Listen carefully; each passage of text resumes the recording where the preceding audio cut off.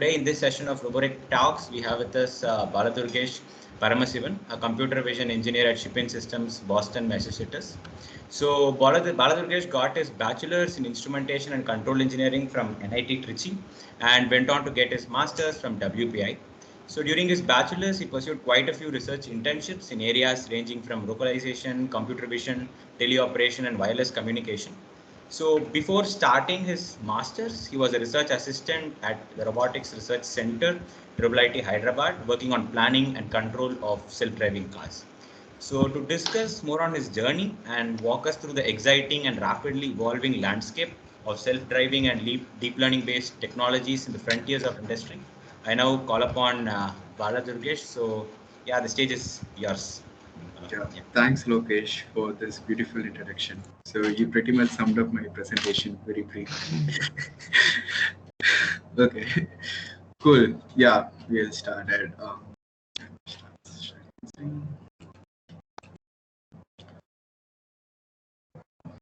Okay, I guess everyone can see my screen, right? Yeah, it's visible. Yeah. Cool. So yeah, I'll be the thing is I have made the presentation in such a way that I'm just going to talk about my projects a little bit more than talking briefly, so that you guys understand why I did like this and then what kind of approaches I used while working on a project. So feel free to ask me any questions if you have while I'm explaining itself. So it's fine interrupting me, you can bug me, so it's fine, I don't mind that. So yeah, let's go. Well, yeah, I have a very big name, so many people find it very difficult to pronounce it, so you can just call me Bala. So yeah, my bio, Lokesh already gave a very good introduction. So currently I'm working as a deep learning engineer at Shipping Systems, which is a startup here at Boston. And prior to that, I completed my master's in robotics at WPI, and I did my bachelor's in NIT Trichy in instrumentation and control engineering. So yeah, I'll just start from where I started working on robotics. So this was during my first year.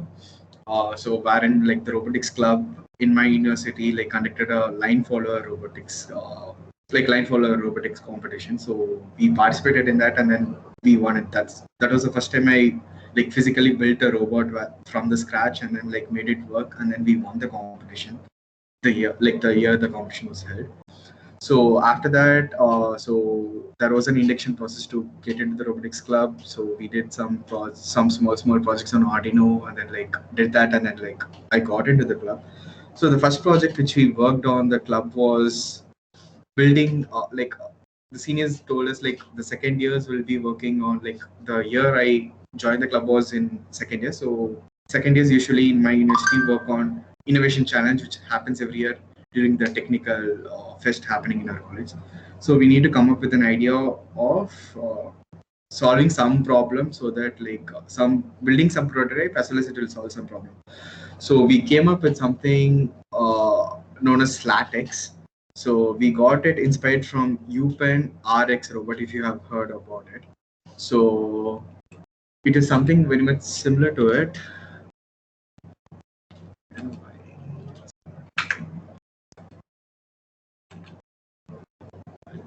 Okay.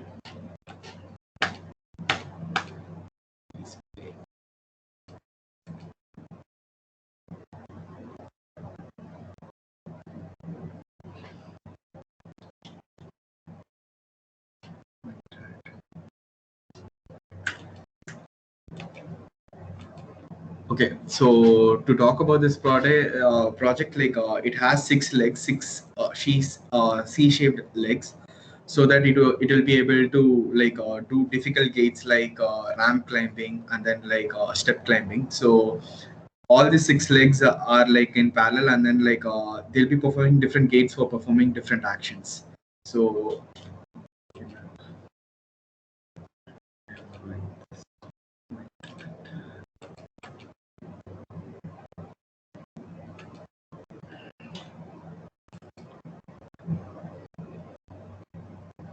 just give me a minute, I'll just use my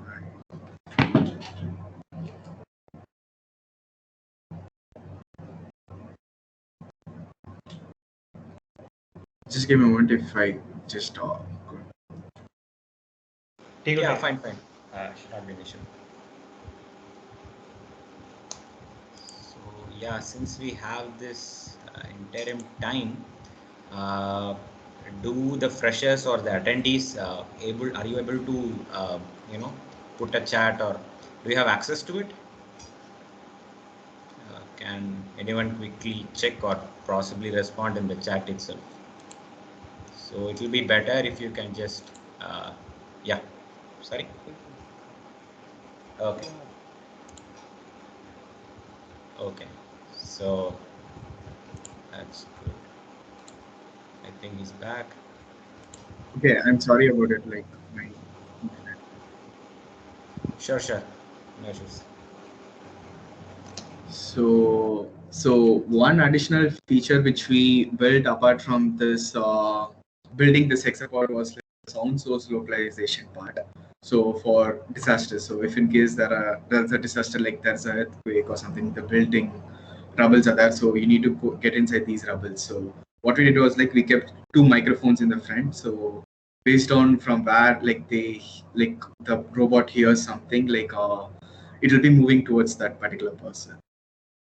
So that was the idea, and then as you can see here, like it was able to walk even if there is some like box kept on its path, and then like we just took some videos wherein like it was able to move in some small rough terrain as well.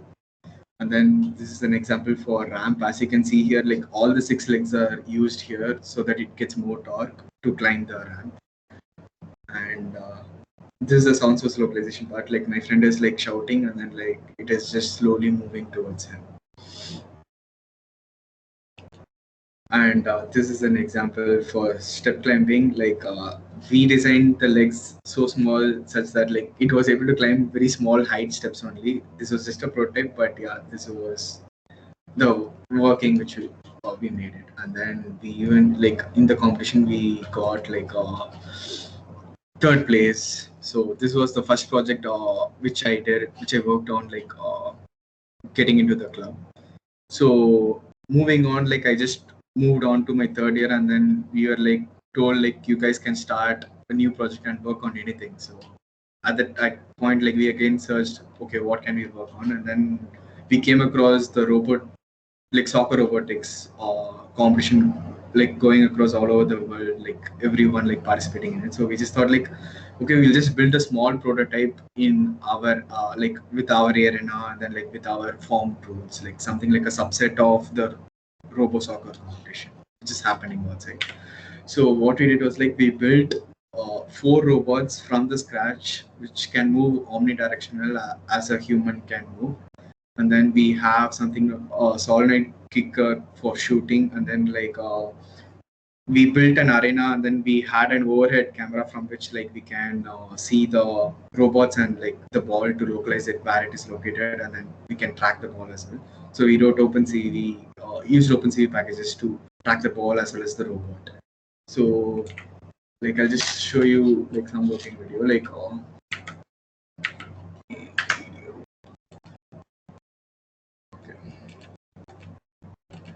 So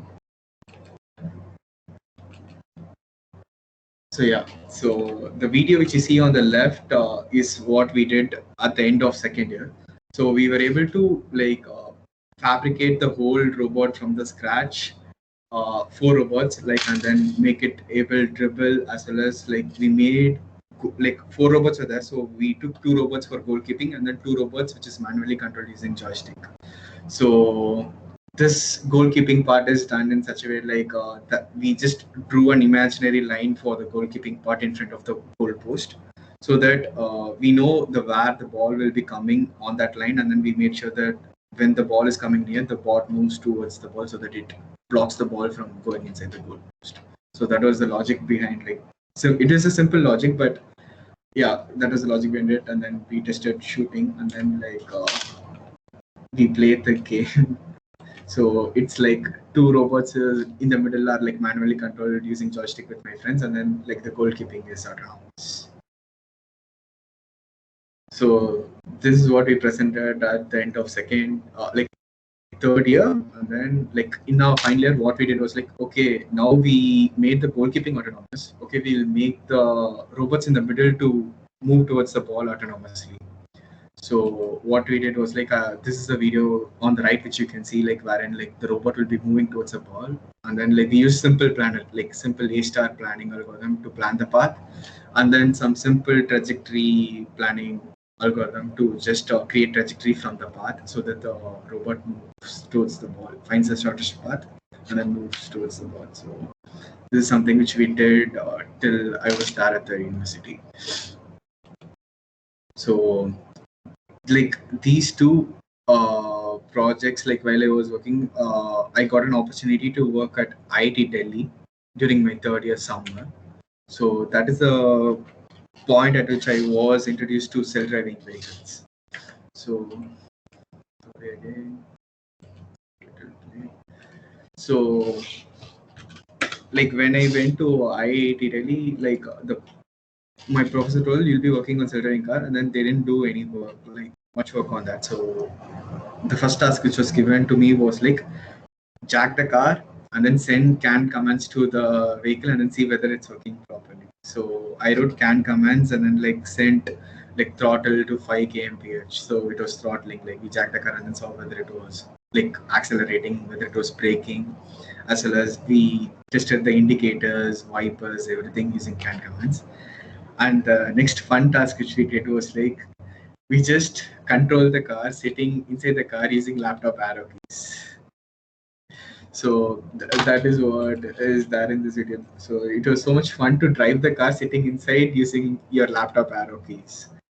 So when I press right arrow, the steering will turn like in like some amount. Like every time I press a right arrow, it will turn in some amounts towards right, so that like I'll be accelerating as well as I'll be moving forward. I had just a question. So, yeah. What do you actually mean by CAN communication model? Like, I've never come across it. Like it's like like you would have heard about this thing, right? What to say?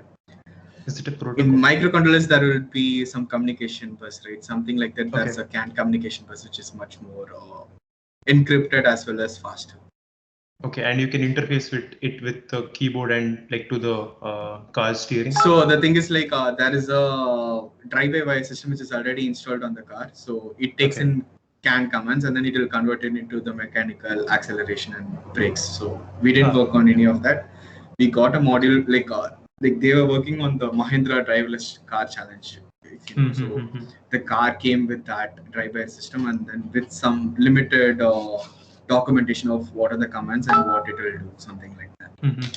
So we did this, and then the next thing which we did was like we jacked the car off, and then like we implemented controls. Like let's say I want to go at 5 kmph, so we did a simple PID tuning to just make the car move at like from stop, make the car move at 5 kmph constantly. So we've done controlling. So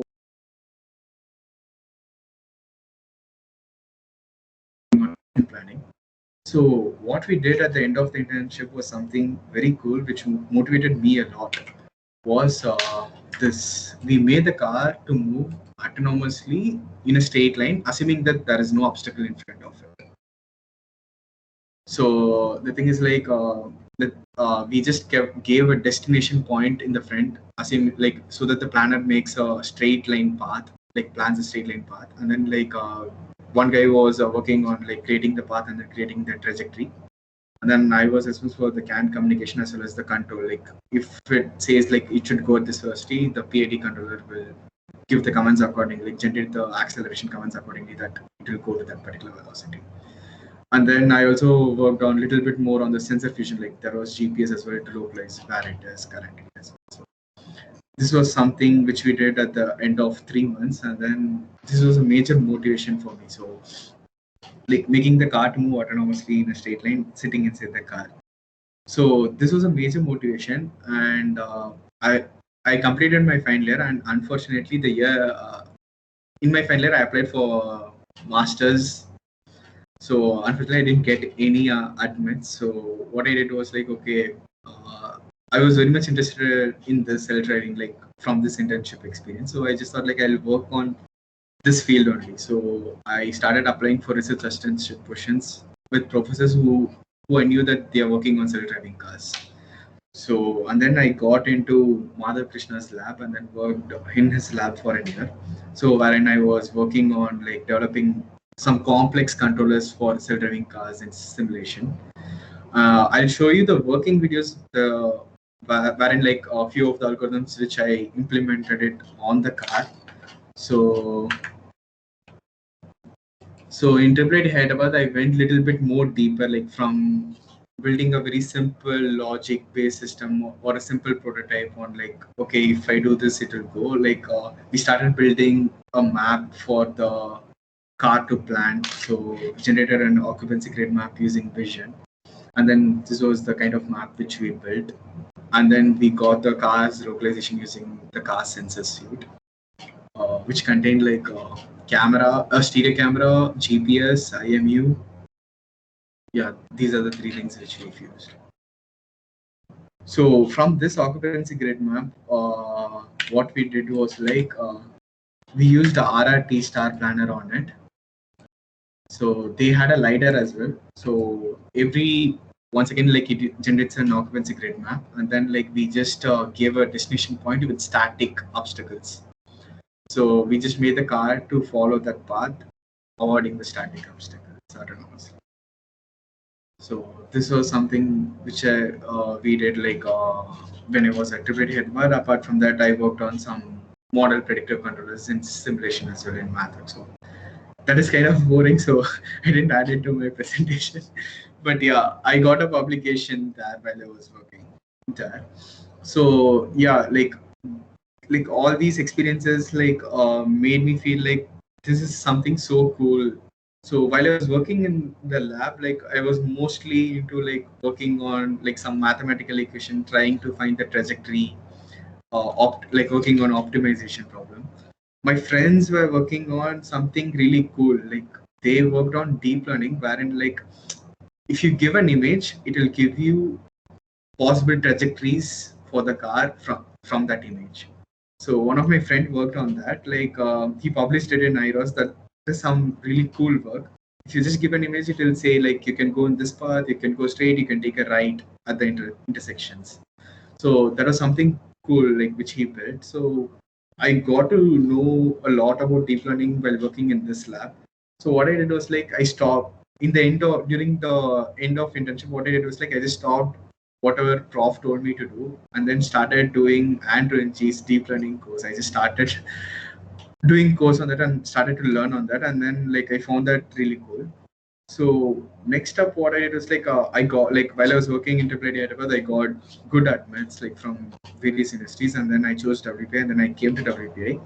So still like I was very much interested to work in self-driving vehicles. So what I did was like, okay, I'll make sure that I'll work on self-driving vehicles only so that I can like work on automating the cars.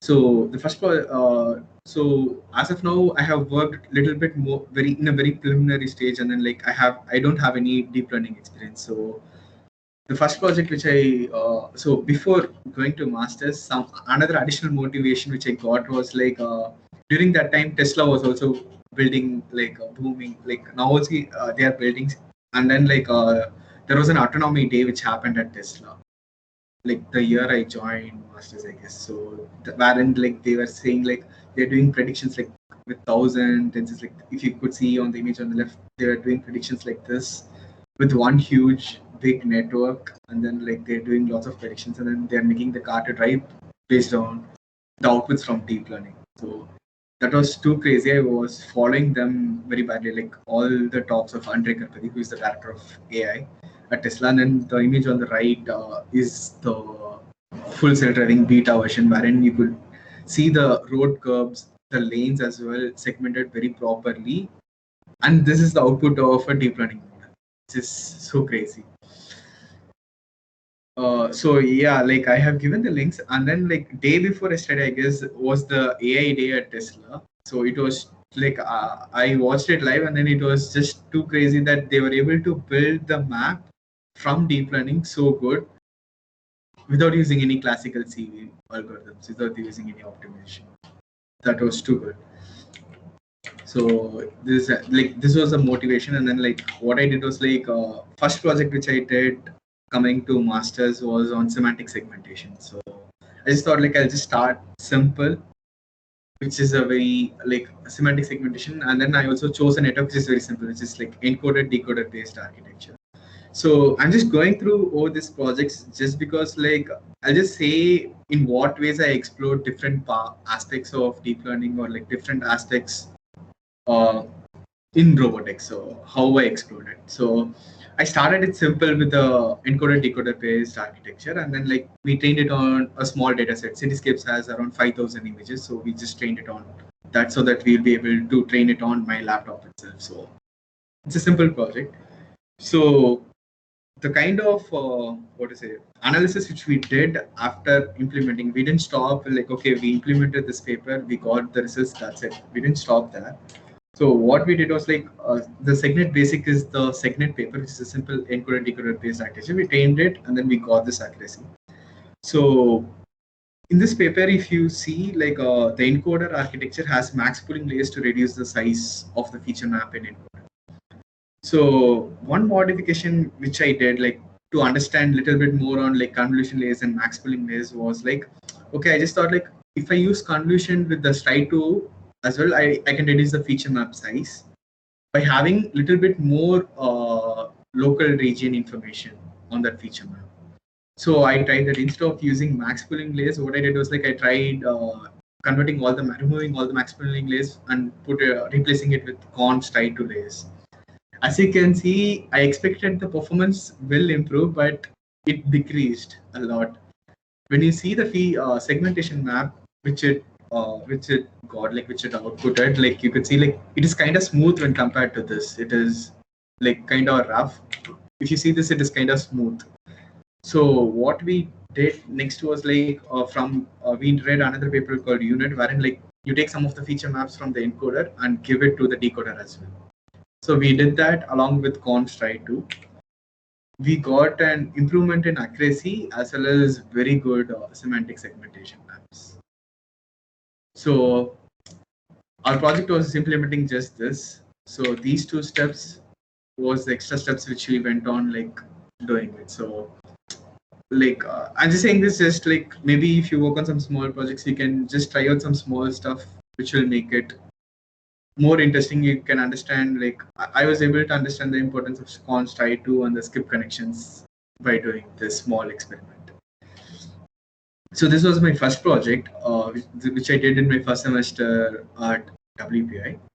So during so this is a supervised learning. Like I know the ground truth labels as well, and then like I know my images, so I just trained it. This is supervised training, and then I didn't experiment much with the loss function. It was a simple cross entropy. So in the next semester, I took deep learning course. I just thought I'll just choose a little bit more challenging problem and then work on it. So what I thought was like, okay, I worked on supervised learning. So okay, I'll now work on unsupervised learning, and then like see how it works. So we took a CEPR 2015 paper called monodepth. So as the name says, like you given a monocular image, it will output a depth map out of the network. So we thought this is very cool paper, and then for training this model, you don't need any labels. You just need stereo image pass to train the network.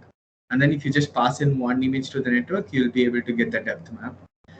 This is a cool paper. I'll just explain as much as possible, but if you guys have any questions, just stop me and ask me.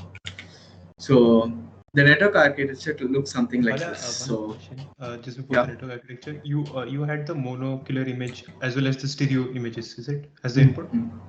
Stereo images is used for training. While testing, you just need one image.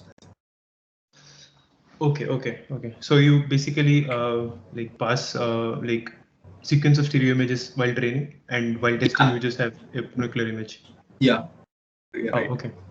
Got it. So as you can see, as I said, like you need stereo image pass. Like this one, if you could see my cursor as well, this is the left image and this is the right image.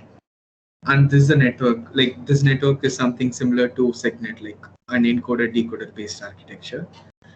We assume that the network will output two disparity maps, right disparity map and left disparity map. Okay? We just assume at the moment while training.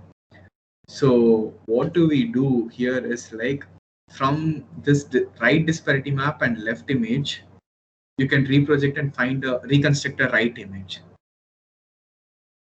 using classical computer vision technique, like the disparity formula. Same way, using the left disparity map and right image, you can reconstruct the left image. So we do these reconstructions, and then what they did beautifully was like we have the original images as well. So we have reconstructed image as well as the original image. So they have a loss function to compare the reconstructed image and the original image.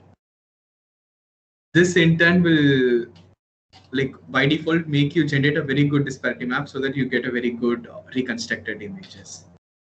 This was so cool, like when I got to understand it.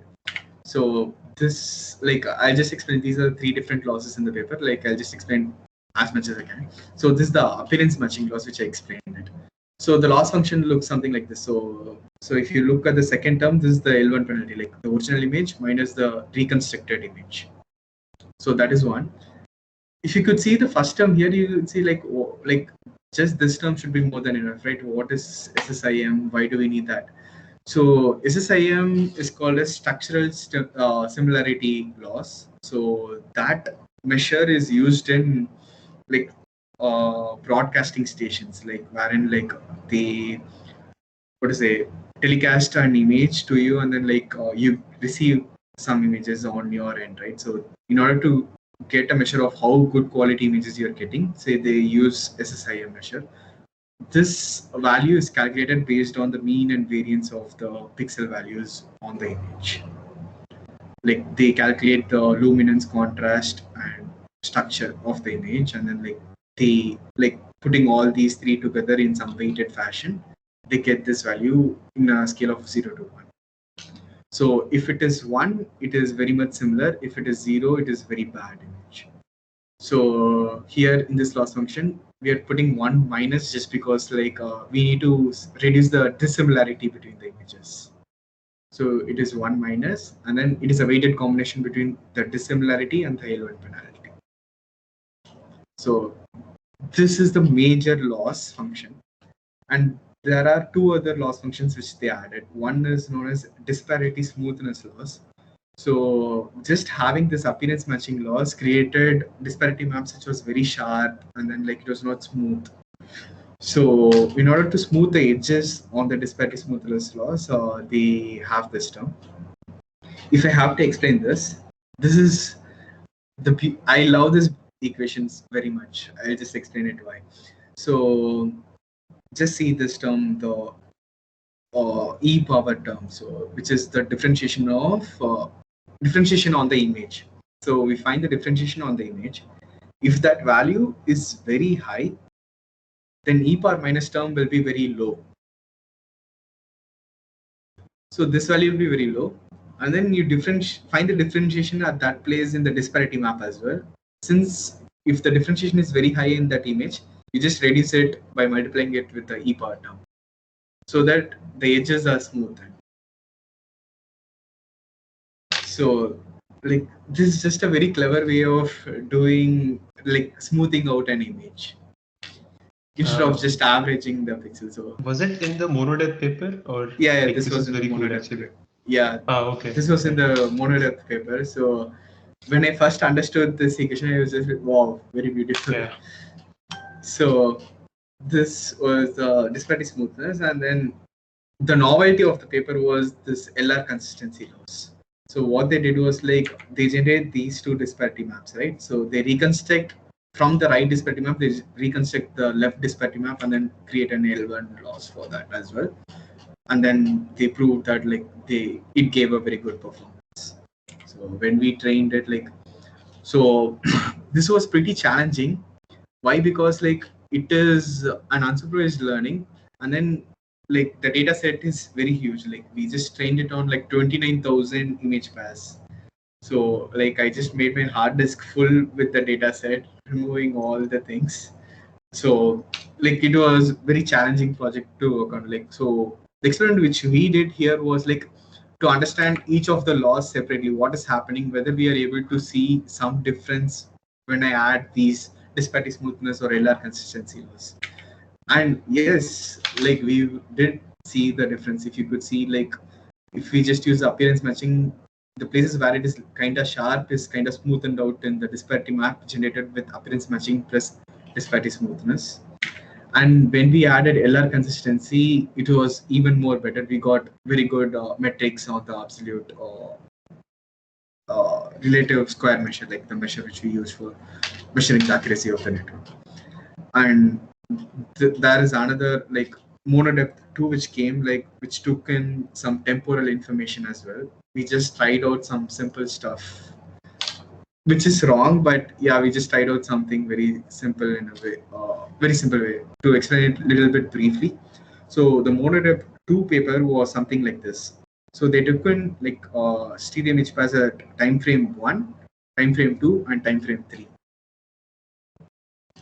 Okay, leave time frame 3, like just time frame 1 and time frame 2. So they just compare the disparity maps generated between these two time frames and then added a term called temporal consistency loss. So in order to have that, you need to know the pose at time frame 1 and time frame 2. So they added a sub network called PoseNet to find out the pose between those two image frames, and then like they compensated that pose and then like generated the disparity map at time frame 2 from time frame 1, and then they added a term with that. So what we did was like we were like no, we don't have time to implement PoseNet and all, and then have resources to train that network as well. So we just assumed that both the time frames are in same place, and then like we added that term and then saw, and then the performance was bad actually when compared to just LR consistency. So this was some additional experiment which we tried out. Just a question, like we could like you could for example, to find the pose, we could also use classical computer vision, right? Like yeah, maybe we could also PoseNet. yeah, we could use, but yeah, like we didn't try it out at that time. Okay. Yeah, just So- a minute, Baladurgesh, before you continue further. So it was brought to our notice that the attendees are not able to actually have access to the chat, unfortunately. So in case if any of you have a question, please feel free to raise your hand, and we will just once in a while like ask a question. I think I will just interfere and I'll just ask the person to unmute or something of that sort. You can just raise your hand if you have a question. So, yeah, sorry Cool. for the. No issues. Cool. Continue, yeah. So this is where I was like at the end of my second year. So during that, while I was working on this project, I was interviewing for summer internships as well, and I got an opportunity to work at Blue River Tech, which is an agriculture robotics-based startup in California. So they work on like spraying fertilizers exactly on the weed, but not on the plant. So by building this feature, they just reduced a huge lot of work time, like labor cost for the farmers. So this technology works something like you just need to drive the tractor across the field just once, and then it will just spray the weeds on the fertilizer, like fertilizers on the weeds except on the plant. So they just have a long beam of rod behind the tractor, which has cameras and then like sprayers as well. Spray nozzles as well. So it was something like that. It was super cool. So there I worked on 2 projects. So I just converted my summer internship and extended it till December as a fall co-person. So I worked with them for like nearly 7 months long. So this was my first experience working in a company.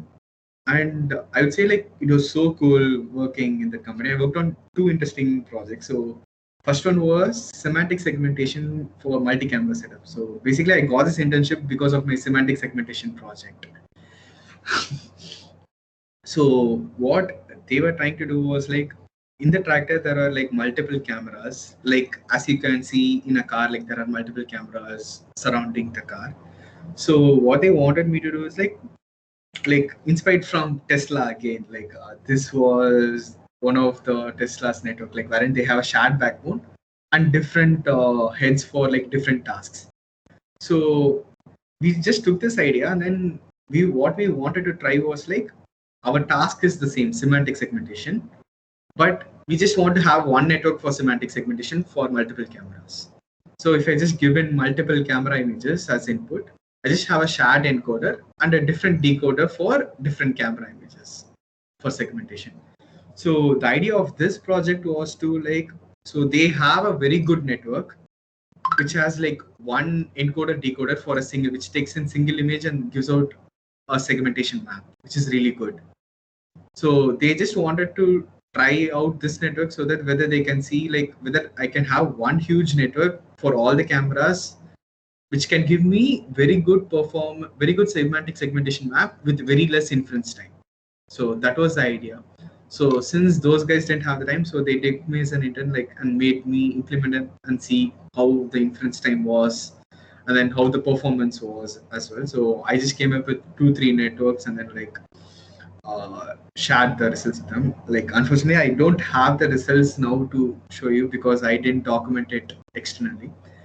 The other project which I worked on, I just have the results. I'll just go over it. Like, it's very interesting, which every AI company works on. So every AI company works like relies on the data. So every company collects like huge amounts of data, and you can't just go on labeling all the images which you get. It's going to be labor cost, as well as there is going to be a delay in getting the labels back. So things like, can we achieve some similar performance with very less data? And what is the actual strategy to choose that less data so that my model performance improves? So usually we'll collect like lots of data, and then we'll just randomly sample images and then give it to label and then use it for training, and then like say that yeah, model is trained, and then we have it. So can we achieve some intelligent way of selecting the images which is better than random sampling? So that was something which I worked on, which I thought was cool. Initially, when they told me about this project, it's like, random sampling, random won't work good. And eventually, when I like experimented with random samples, I was not able to beat it with some of the methods which I like worked on. I was like, at that point, I understood the power of randomness, I would say. So I'll just briefly say how my experimental setup looked like. So they had like huge data, but I didn't work on huge data just because like it will take a lot of training time. And then so what I did was like, I just took 15,000 images separately from that.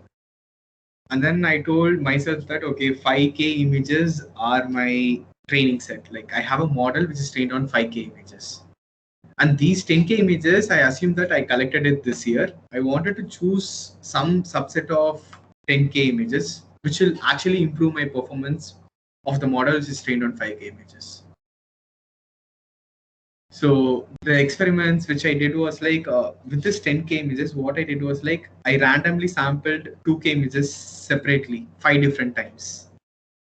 So that I will say like, I didn't get lucky with one random pick. So I just picked 5 different random samples and then trained the network and then got the performances.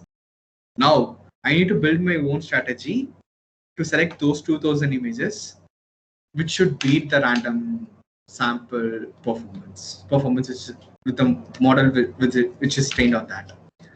So the idea which I came up, the active learning approaches which I came up with was these 3: autoencoders, ensemble based, and dropouts.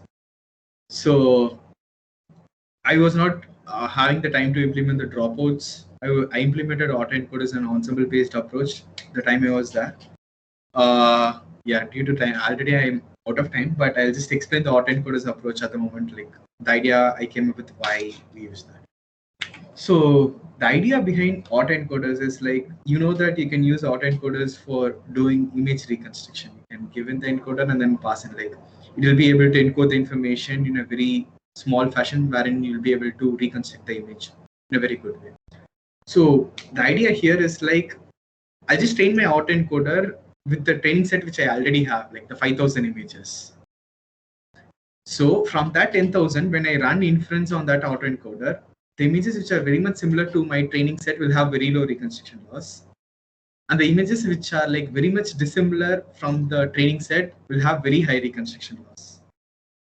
So based on that, I'll be able to choose images which are very much dissimilar from my training set, so that I can train on them so that my model performance improves. So that is the idea behind that.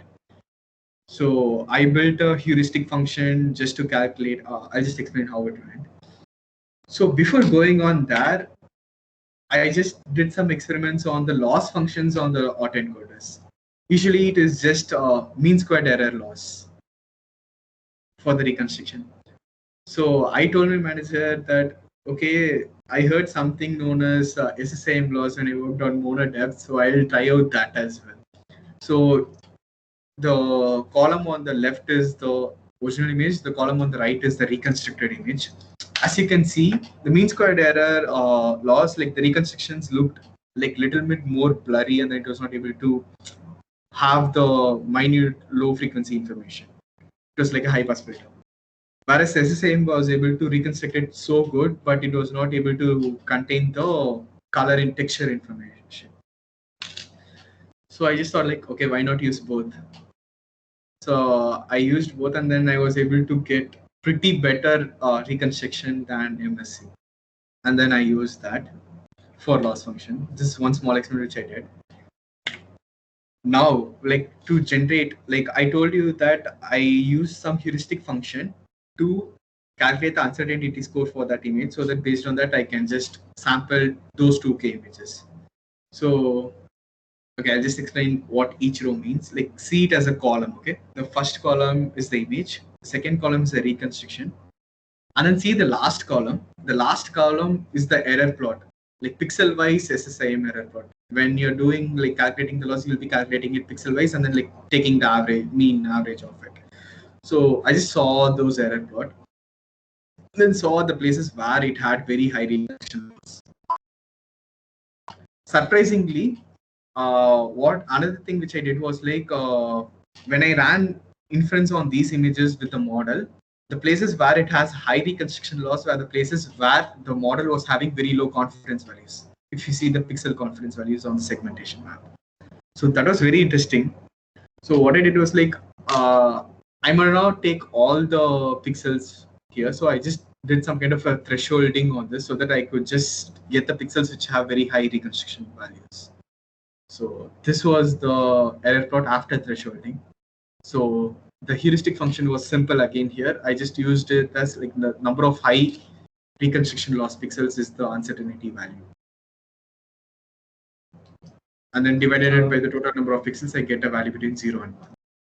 How do you choose the threshold value? Like, is it? Yeah, that was by experimenting. Like just see. Like Okay. I do an histogram and then saw where most of the pixels are lying, and then choose the threshold based on the histogram plot. Got it. Yep. I have that histogram plot as well. If you want me to show.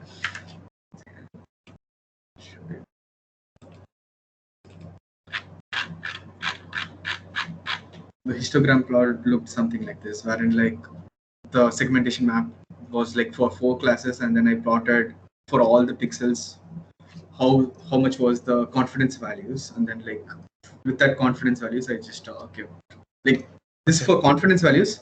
Same way, something like similar, I just did it for the error plots as well. I got a histogram of the errors and then chose the threshold. Okay. So this was a heuristic function, and then the heuristic function was like pixel value on the SSIM error plot, thresholding, and then uncertainty score was like count of the uncertain pixel after thresholding. So based on that, I get an uncertainty score for an image. If it is more, then I would like label it as like, this is the image at which like the model has to be trained. So the con of this method was like we don't have information of what class each pixel belongs to. So that information we can get in ensemble based approach. Like due to like already I'm running out of time, so due to that I'm not explaining the ensemble based approach like what it is. And so after getting the uncertainty scores, and then like after I ran inference and got uncertainty scores on those 10,000 images, I plotted an histogram to see how the uncertainty scores look like. So if you see the like I assume that we collected 10,000 images this year. If you see, most of the images were looking like nearly close to 7,000 images were looking very close to the training set.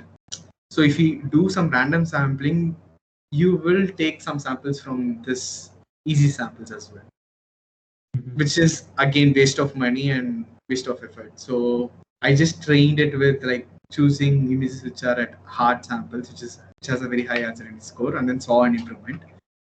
I did something similar for the ensemble based method. I got the class information, had developed some heuristic functions for that, for getting the uncertainty score for the image, and then trained it and then compared these two methods. And then what I found out was like model ensemble was able to give a very good performance with hard sampling. So autoencoders didn't work as good as model ensemble. And then that model ensemble was able to beat most of the random sample experiments. I did 5 random sample experiments. It was able to beat 4 of the 5 random sample experiments, which was good. Okay. So you effectively train the data on 7K instead of 15K, is it? Yeah, 5K yeah. and then 2K by actively selecting good examples. Yeah, true. Yep, got it. And then compare that performance. So this is interesting. Yeah. And then this was the work I did at Blue River, and then currently I'm working at Shipin Systems. So I don't have a slide for that because I have just started like a month back. So yeah, so currently I'm working on the data ingestion pipeline. Like, we are getting data from the ships. So before training the model, you need to get the labels. So I'm just building the pipeline of how I'm going to get the metadata information along with the images. How am I going to store it on the cloud? How am I going to give access to the external labeling company to label those images? How am I going to query those images and then use it for training? So I'm just in the process of building that pipeline and shipping. Yeah, well, that's my experience. And okay, this is a slide which this is just from my opinion, from my experience. So like I just added this slide just so that like when you guys are working on some deep learning based project next, try to answer these questions one thing is like sampling images from a whole data for training. Like in most of our cases, like we just use a data set which is already there, and then we just have like they just segregated out training set and test set, and then we just train on the training set and use it for a test set. So when you're building a custom training set, just say like how you will be collecting the data and then how you'll be sampling from those custom training set. So that is one interesting thing which is active learning. And then try to answer whether your model is generalized enough. So while I was working at Blue River, what we did was like to check whether the model is generalized enough. What they did was like, so they just took some farm field images from Google, randomly from Google Images, and then passed it on to the network and then saw how the model was performing. And it was performing good. So that is something which you can look while you're working on project, whether you can just try testing your model after training on some random Google images and then see how it is working and then see whether your model actually overfit the training set or like it has generalized better. And then like another thing, something which you can work, some interesting thing which you can work on is like you have very less data and then you need to have good performance and build a very generalized models. And what I see from here is like people are starting to use synthetic data and then like doing some kind of a domain transfer for making the model to perform good in real world data. And another problem which every AI company faces is like how to deal with the model errors. We don't know when the model is going to fail. So yeah, like I guess if you guys like maybe try to, while you are working on some project like which is related to deep learning, if you just try to answer a few of the questions and try out something in your interviews, you can speak about it, which will be very valuable and then like it is interesting as well. So yeah, that is it. Thank you. Sure, I think it was really enriching.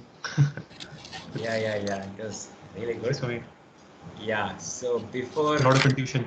I think we can have a small interactive session since we have the people. So yeah, guys. Okay, I think Karthik here has a question. Yeah, Karthik, go ahead. You can unmute yourself, I guess.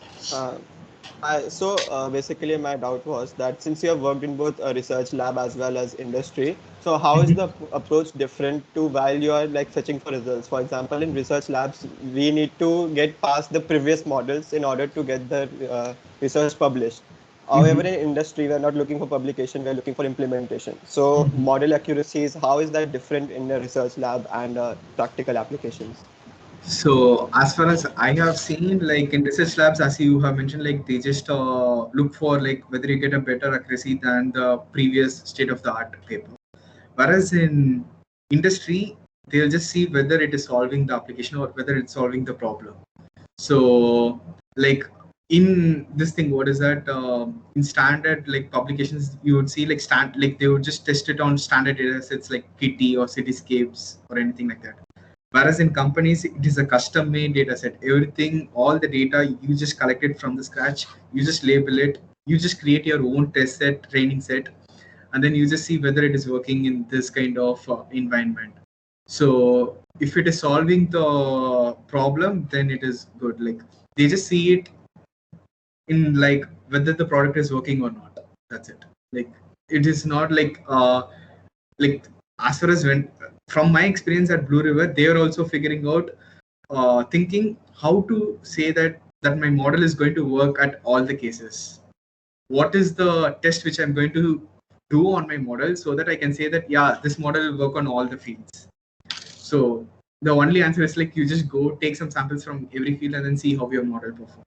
So like that is the only way, like that's how the company works, like see whether like they collect data from as many different ways as possible and then see how their model performances on those data, and that's how they do.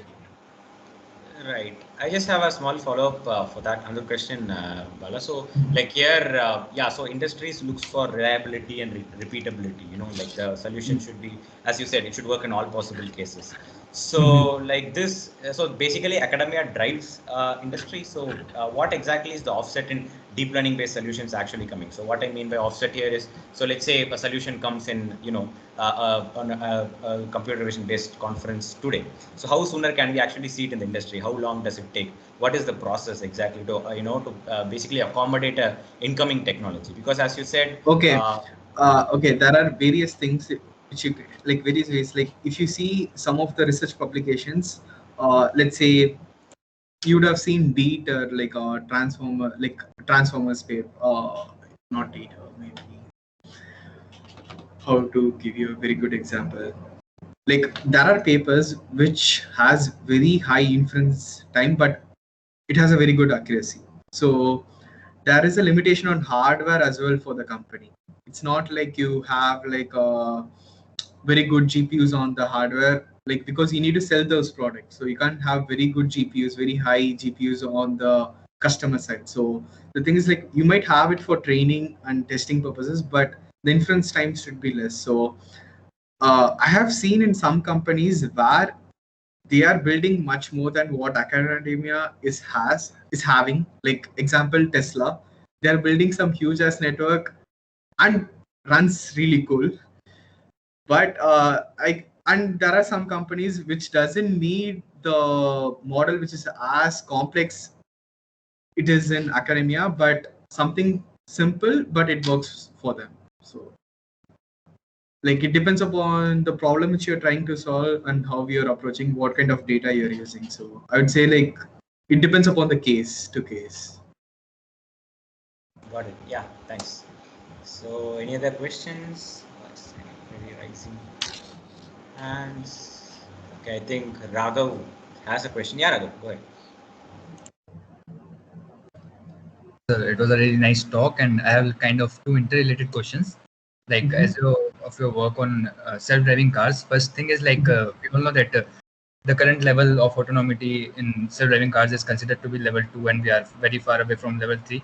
Even though Tesla is promising since a while, but they say level 3 full autonomous cars have become what nuclear fission has become. They say it's always coming, but it never comes. It's getting delayed and delayed and delayed. Yeah, that is the answer. Like yeah, no one is able to answer like whether the solution, like, okay, I'll just ask you this: on what basis you will say whether the car is fully autonomous or not? Maybe when these accidents which you say comes down to zero with the auto. Okay, pilot. but you need to test on all the corner cases, right? What are the corner cases you're going to test on? Yeah, that was like my kind of follow-up question. Yeah, like, yeah. So the thing is like these guys, I have had interaction with my friends who are working in self-driving vehicles. So they are just taking care of each and every corner case, each and every corner case. If you see the recent AI day Tesla talk, they would have taken a case wherein like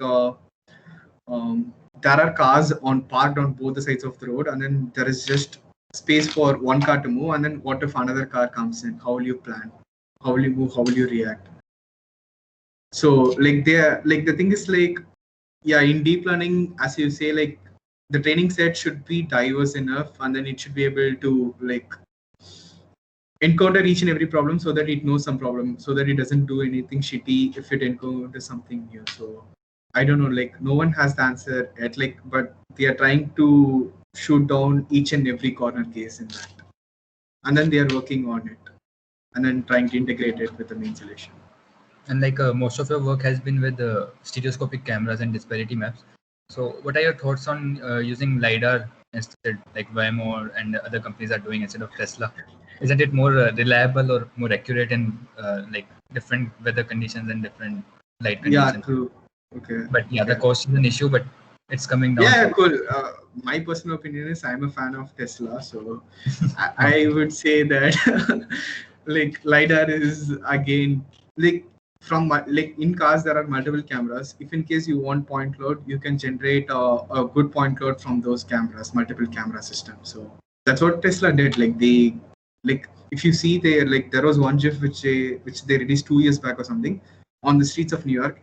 uh, the reconstruction which they did from 8 cameras, it was able to reconstruct the street lamps as well. I was like, wow, how, and the windows in the buildings as well. So which was much good than better than LiDAR. Like there are some failure cases in LiDAR as well. Like there are few windows, like if there's a glass building, it might give you a false detection on those, like false data points with the LiDAR as well. So I don't think like you need that huge like sensor or like that expensive sensor in product which you are selling it to customers, and then it is going to add an extra cost, and then the processing of that is also huge. The point cloud data from the LiDAR. And like, do you have any information? I might be wrong about this, but do you have any information like what is the range that you are able to achieve, range of vision which you are able to achieve with stereoscopic camera? True, I get it. Like the thing is like all these cars, Tesla or Rivian, like Rivian is also another car company which is coming up with just having like cameras there sensors here. So they, along with cameras, they also have radars in front of the car and behind the car. So they have a longer range when compared to cameras. So with that, you'll be able to see whether it's an obstacle or not using the radars or some kind of a sonar technology on that. So it's not like LiDAR is the only thing which is going to give you very long range detections. Like they use sonars as well. Yeah. Yes, thank you. Yeah, I think Aman Mishra from attendees has a question. I'm just unmuting you, Aman. Yeah, I guess you should be able to access. Should be able to speak now. Yeah, hello. Yeah, Yeah. go ahead. Yeah. So my question is like you mentioned that if we have less data, then we should try the approaches of using synthetic data. But like I have a question: if suppose our application is targeting people directly, so how the industry is like uh, identifying the quality of generate the synthetic data we have generated? Like what is the current process of like going on in the industry while we are assessing the synthetic data? So okay, I don't have very much good experience with synthetic data since I haven't worked on it. So the thing was like while I was working interning at Blue River, there was another intern who was working on synthetic data. So there are companies which generate synthetic data for you. So I forgot the company name. Okay, there was another startup which is in New York. So they generated synthetic data for Blue River Tech. So they generated like farm fields full of synthetic data images along with their labels. So one of my intern, what she did was like she took those synthetic images and the labels and then trained it and then did domain transfer. And then like with that model, they tested it on the real images which they're getting it from the cameras and then saw how the performance was working. So if it was working as equivalent as the model which was already trained on the data which is coming from the cameras, if it is outperforming that, then we can just rely on the synthetic data. The problem is that the synthetic data is not the same as real data, and the domain transfer. What I heard is like the domain transfer is difficult, so it won't be you won't be able to get it working on the real data if it is on synthetic data. Like as far as I heard, like they haven't achieved very good accuracy with that, but many people are working on it as well. Yep. I To just- explain.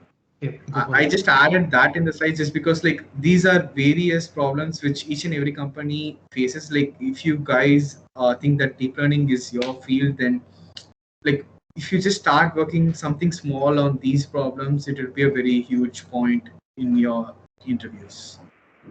Yeah, like I have this question in my mind, like as you have discussed with Raghav regarding the corner cases, like if we are able to find a good techniques, then like it depends on our, I guess it depends on our intuition or understanding of the problem as well. So Yeah, suppose true. if we know about the corner cases of those self-driving cars, then we will able to like develop synthetic data for it. But yeah, like that's why Yeah, like that's I thought, what Tesla yeah. is doing. Like day before yesterday in talk, Yeah, yeah. so they built a simulator. Okay, so first time they showed the video from the simulator, I just thought like this is the original video until they told that it's a simulation. So in simulations, you can create every corner case. You can simulate accidents happening in front of your car with different vehicles, trucks, everything. So they're building simulators and then like they're just planning to do it. Like in the simulator which they built it, so they have made the simulator in such a way that it looks so real that it looks like a camera image. So people are working on it, and then that's how they are creating the corner cases and generating. Tesla goes in this way. If I have to say, give you another example, Ford approaches this problem in a very different way. What I had an interaction with one of the senior research scientists at Ford Labs here at US. So what they are doing is like they are like hiring very good experienced drivers and then make them drive the car in their test tracks, and then they are like saving all the driving profiles like rash driving, smooth driving, everything. They're like collecting all the data, when he is accelerating, when he is pressing the brakes, how is he steering, everything. They're collecting all the driving profile data and then like trying to like learn, as well as like they're using some kind of learning techniques, they're using some kind of classical techniques, and then building some product, something like that. So their approach is totally different. Every company approaches in some different way, and everything is interesting.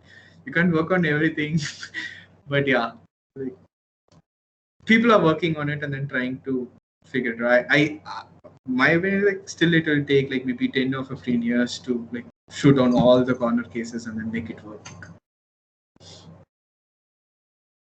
In US, I don't know about India. Okay, so I think that answers someone's question. We are actually well past time, so in the interest of time, we can probably take one or two questions more, Bala, if that's okay with you. Or And find like if everyone also has questions. okay, so any other question? Anyone? Okay, there is Karthik again. Is there anyone else? Okay, yeah, Karthik, please proceed. Hello, am I audible? Yeah. So basically, right now, CV and controls are being only used in like autonomous car or wheel robots per se. So, do you see any industrial startups or research going on in bringing controls and CV in like legged robots or robotic hand or something other than wheeled robots or autonomous car? Yeah. So there is a lot of research going on in grasping. I have seen a lot of companies wherein like they have cameras fit on the arms like nearby, and then like it needs to plan like how it should grasp. So that is one field which I saw. In humanoids again, like people are like fitting in cameras and then like for detection, how like to understand the environment around the humanoid robots, they're having that.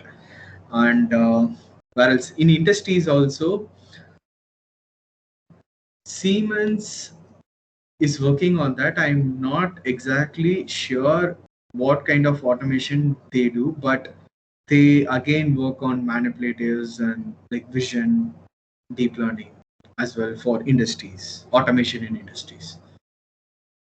I think Flexib Robotics is one of the startups. I just got to know Flexib. about them. Yeah. Yeah, You just yeah. check them One out. of my friend is going to join this. Okay. I don't know. Like once he is there to Yeah. join in September. Once he joins, I'll get an idea.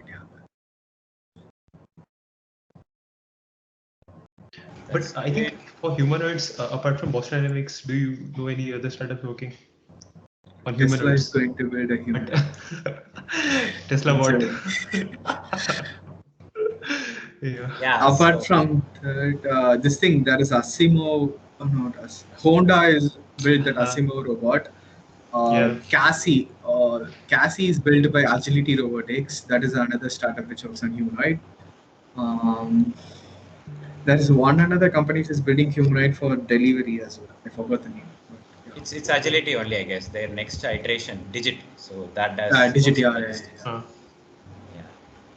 So, but yeah, all these people, the experts of legged robots, the professors are so against Elon Musk's ambitious claim that the next year, probably, very true. he can bring in another intern from the team to dance that way, like in the video.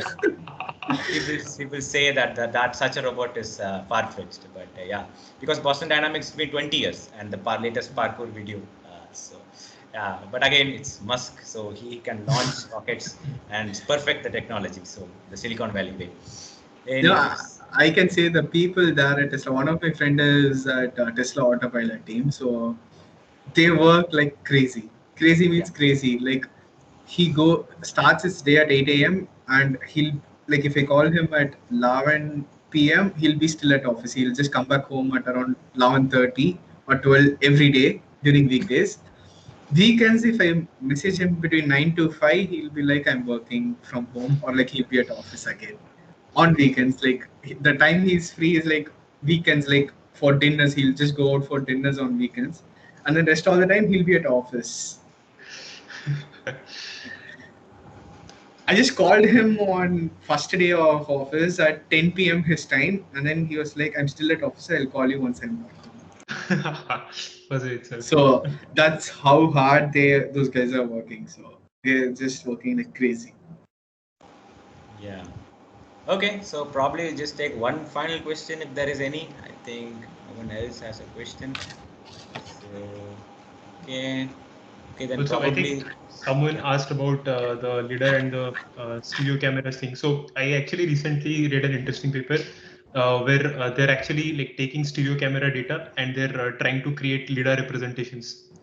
So and they're getting like basically they're doing 3D object detection and they're like achieving very similar results, like taking LiDAR versus taking stereo cameras and constructing LiDAR representation. So the name is pseudo LiDAR.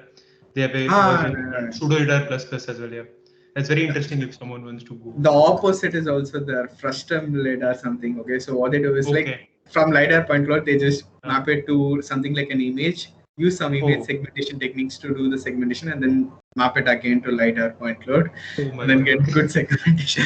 The vice versa is also. Yeah, I have went through that paper. Yeah, I recently got through that. Yeah. And now people have started to like. 2 years back, I just did a literature survey on monocular 3D object detection. Just from one image, you'll get 3D bounding boxes. That was again so crazy.